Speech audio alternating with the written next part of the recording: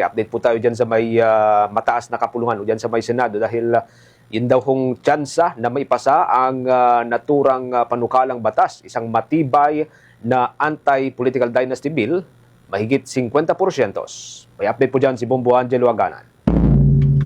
Naniniwala sa Senate Deputy Majority Leader Risa Hontiveros na may mahigit sa 50% ang tsansa na maipasa sa Senado ang isang matibay at makabuluhang panukalang batas laban sa political dynasty. Sa ikalawang consultative meeting ng Senate Committee on Electoral Reforms and People's Participation, kaugnay ng mga panukalang anti-political dynasty, inihain ng dekana ng College of Law ng Batangas State University na si Atty. Janice Gonzales ang katanungan sa posibilidad ng pagpapasa sa panukala. Ayon kay Hontiveros, bagamat hindi umano siya mahusay sa matematika, malinaw para sa kanya na higit sa kalahati ang tsansang magtagumpay ng panukala, lalo pat marami umano sa kapwa niya mambabata sa Senado maging sa Kamara man ang nagsusulong sa kontradinastiya. Dagdag pa ng senadora, bagamat tinatrabaho nila sa legislatura ang pagpapasa sa panukala, ang tunay na susi umano sa pagpasa ng batas ay nasa suporta at partisipasyon ng mamamayan. Hindi ako malakas sa mathematics pero kung percentage, definitely more than 50%.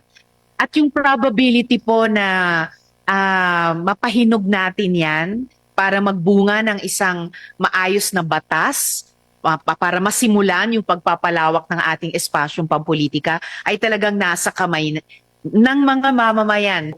Sana po talaga panghawakan po natin itong pag-asa, itong higit more than 50% na probability na hulak ko lang naman, and we'll take the ball and run with it.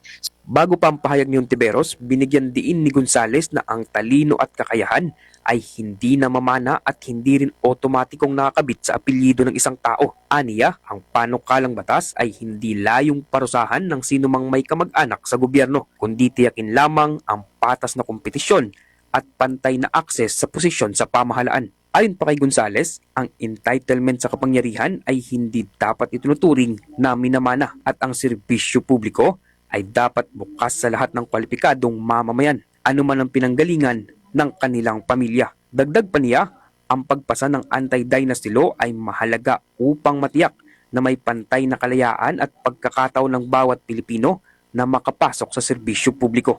Napapanahon na po sa tunay na buhay na kailangan po tayo ay may anti-dynasty bill because naniniwala po kami, bilang po mga nasa academe, na hindi po na ipapasa minsan or hindi basta-basta na i-acquire yung talino at galing ng mga magulang o di kaya ay kamag-anak. Hindi po yun nakakabit sa apelyido, dapat yun ay na-earn. At kasama na doon, syempre, ay hindi po lagi pong ang entitlement ay napapasa. Hindi po ito sa pagpe-penalize dahil meron po tayong kamag-anak.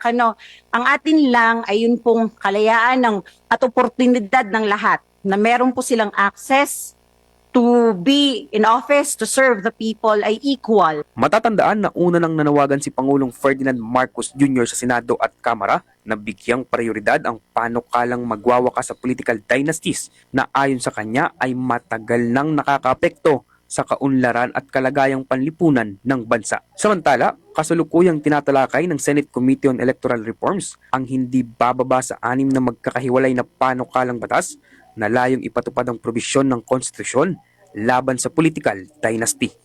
At yan ang ulat mula dito sa Senado. Ako si Bombo Angelo Aganan and this is Bombo Radio Philippines, the #1 and most trusted source of news and information.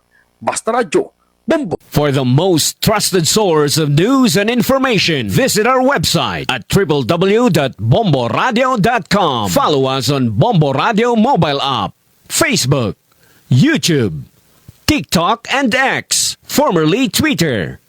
Like, share, and stay connected. Anytime, anywhere.